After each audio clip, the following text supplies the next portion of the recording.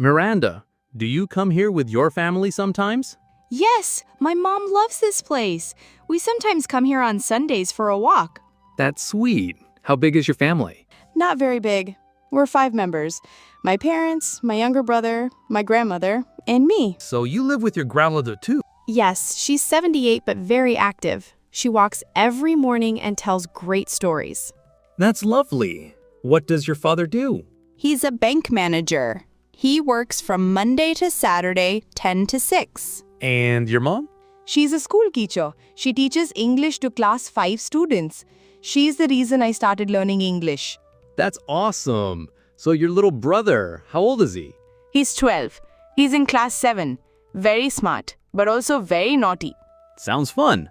Does your family speak English at home? Not all the time, but we try. My mom helps us speak simple sentences in English at dinner time. That's a great idea. Speaking a little every day makes a big difference. True. What about you, Marco? Tell me about your family. Sure. My family is small. I live with my parents and one elder sister. Oh, what does your sister do? She's a graphic designer. She works from home, mostly on her laptop.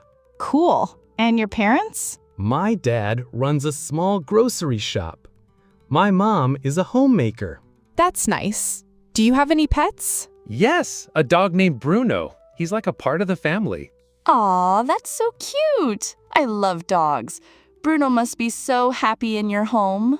He is. And we all love spending time together. On Sundays, we cook together or go for a drive. That sounds like a happy family.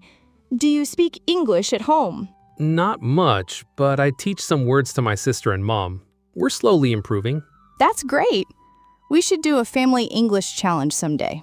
Good idea. Let's plan it in another episode. Sure. Talking about family makes me feel happy and confident in English too. Same here.